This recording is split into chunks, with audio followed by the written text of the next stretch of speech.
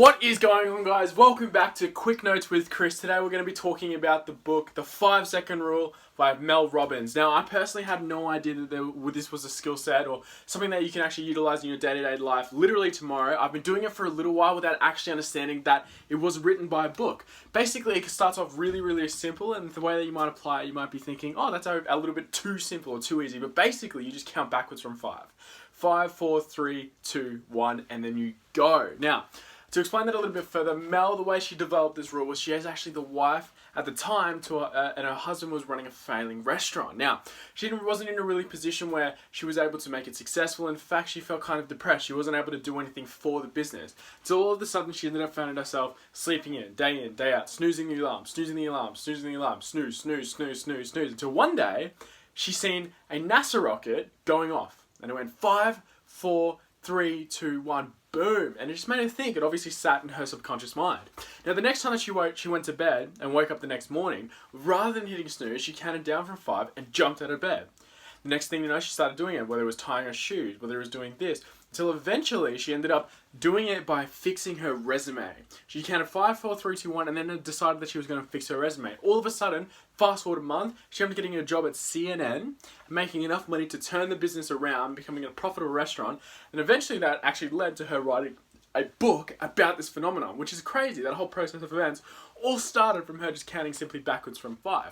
So, what is it and what's the power behind it? Well, basically the way that it works is that if you look at any form of habit, it goes cue, routine, and then result. Or reward, sorry. Cue, routine, reward. Cue, routine, reward. Now what the 5-second rule does, it's that in of itself. So to explain that further, just to give you an example, it's like sort of like a text, right? Imagine you receive a text from someone, that's a cue, right? You reply, and then they reply back something nice, like thank you for replying. That's a reward. Now that's a little bit of addictive. It's a little addictive, and then all of a sudden it keeps going, the cycle keeps happening, and then all of a sudden you have a habit. Now, the 5-second rule is that in of itself. The 5's the cue, the routine's counting down, and the result, or the reward, is basically being in control of the task that you're about to do. So all of a sudden you're developing these habits that are hopefully productive, and then all of a sudden you start moving and you become a more successful person and it starts leading from there. Now, it's almost too simple. It's almost so simple, in fact, that it's so easy that it's also easy not to do. So what's important is that when you start applying this, you don't stop. Once you find yourself saying yes to it, once you find yourself committing to it, once you see yourself, sort of moving forward with the task after the countdown, you need to make sure that you set the habit that the times that you do the countdowns, you never let it fall through. Because just like any other habit, right, if you do the wrong things, they can actually fall through. A celebrity that I really like, who actually is an advocate for the 5-second rule, his name is Steve-O. I don't even think he knows that it's actually a book as well.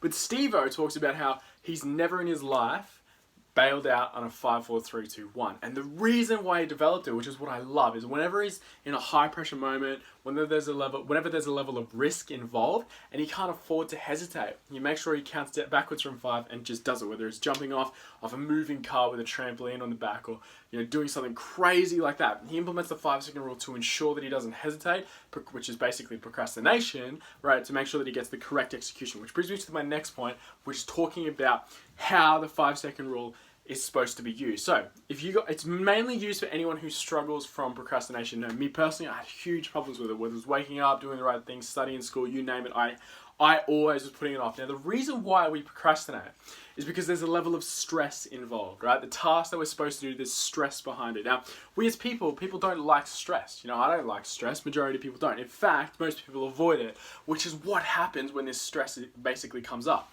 Let's pretend that it's an assignment, because I think everybody went through school so they can understand that. There's a deadline. When you first start off, you got 10 weeks. So you're like, oh, I've got plenty of time. I don't want to stress about that now because I've got 10 weeks in order to do it. Time goes past, there's 5 weeks left. You're like, oh, I don't really want to do it. It's going to take so much work. Right, 5 weeks happen, you put it off even more. Now it's gone down to 2. All of a sudden, the stress has increased by you putting it off. But because you put it off and the stress has increased, you go, I don't want to do it even more now. Because now it's even more work that I have to do. And it's this constant vicious cycle. So the key is catching yourself out. So whenever you do have the thoughts of, oh, I should be doing this, that's when you use the 5-second rule. that's when you have to jump on it. That's when you got to get in the mode, basically start moving into it, all right? If you find yourself slipping, or at any point in time find yourself counting down from 5, 4, 3, 2, 1, and you end up not doing it yourself, you're shooting yourself in the foot. You have the power here. You have the key in order to develop habits. You have the key in order to change your lifestyle. Do not squander it by falling through. Make sure that the second you do find yourself saying yes to the 5-second rule, the second you do find yourself following through with what you're setting out to basically kill, which is procrastination, make sure that you don't fall through on it. Which brings me to my next point, which is habits. Okay? Now, the 5-second rule is awesome when it comes to procrastination, but it's actually not supposed to be there for life. Eventually, you'll develop a lifestyle, you'll develop a habit, and you won't have to be able to do it. It's really, really beneficial for whenever you're developing new habits, or if you're struggling with previous ones, trying to break others. Now, when it does come to habit, the easiest way to take one habit away is by basically distracting yourself with another habit. So make sure that you utilize this to get yourself in motion, whether it's fitness goals, whether you're struggling in relationships and stuff like that. Use it in order to basically get out of those bad habits as well. Now, the reason why the 5-second rule specifically works itself is because for some reason, I don't know if it's not just me, it's everyone, but when there's a countdown that happens, everybody expects something to happen. Okay? If I start counting with 3, 2, 1, your brain subconsciously, universally across the world, expects something to happen. Now, by doing the 5-second rule, it's almost as if the level of a false sense of urgency starts to be created within your mind. As the countdown goes on, anxiety increases and you have to execute whatever it is you're planning to do, because subconsciously we've all been programmed at the end of a countdown, something is supposed to happen. On top of that, the next part, which is in terms of the reward, when I was talking about cue, routine, reward, the reward behind the task is that humans feel in power when they're in control. Right? It feels good to be in control. Now, when you actually are, you take basically charge in front of your procrastination, you take it back, right? And you understand that you are in control. There's a level of feel-good nature about that, right? And a lot of people chase that, and that sort of helps you develop these habits that we're talking about in terms of if you have bad habits, if you are clicking the snooze button, how many people click the snooze button? How many people waste time on social media? How many types of people spend so much time on entertainment, things that aren't productive? Now, which brings me to the next point of how is it that you determine when it is that you should be doing it? So I always said whenever you have that feeling, I should be doing something better. I should be doing this. But realistically, the easiest way I describe it is the task or action that I'm doing in the moment fall into one of these categories. Is it either urgent or important? If it's not urgent or important, it's probably unproductive. Alright, if it's not urgent or important, it's probably unproductive. Now, if it's urgent, it's imperative that you utilize the 5-second rule. Because if it's urgent, that means that the stress around it is going to increase. Because there's a timeline, there's a deadline. Anything with a deadline is going to be more stress involved the closer it gets to that deadline. If it's important, things that are important, for example, your health. Right, your health is incredibly important, but there's no timeline on it. Right? You should be eating healthy, you should be going to the gym. Eventually, 10, 20, 50 years down the track, you might see some really bad health defects, but 1 day, 2 day, 3 day, you're not going to see anything. Maybe in a year's time, it might make any difference. So whenever there's a timeline, attached, it's very important that you use the 5-second rule if you do find yourself procrastinating, because that's just going to add more and more stress to your life. Now, if it's unproductive, you probably shouldn't be doing it anyway. If it's unproductive, that means that you probably shouldn't be doing anything. So it's a huge sign, as if you're doing something unproductive.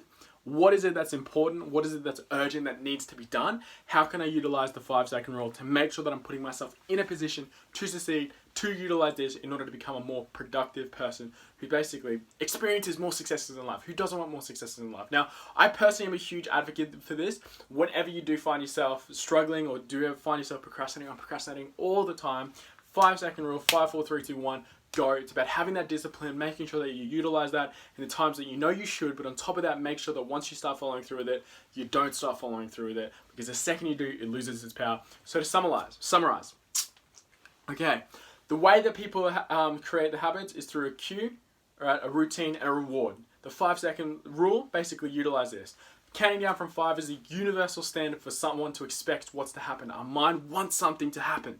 Okay? It allows you to take control, breaks habits, especially when you find yourself doing something that you know you shouldn't. Categories of urgent versus important and unproductive. If it's urgent versus important and you're doing something unproductive, those are the times that you utilize the 5-second rule.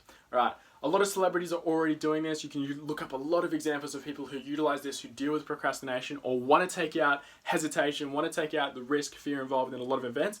A final story that I just want to talk about is that in Navy SEAL training, they'll actually get them to climb up a diving board. Alright, and the Navy SEAls will say all of the fear actually ends up developing while they're climbing. It actually plateaus at the start, but it doesn't get any better. And the second they start to hesitate, the second they start to basically not want to jump off, their instructor will just kick them straight off of it. This is Sparta kick them off the thing. And what they basically realizes is that action cures fear. And that's what I like about the 5-second rule. It's a cure within itself. Action cures fear. The only way to get rid of this procrastination, this fear, this hesitation is through action.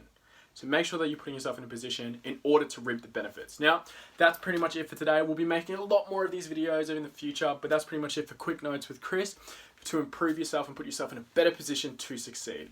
Awesome, guys. I'll see you in the next video.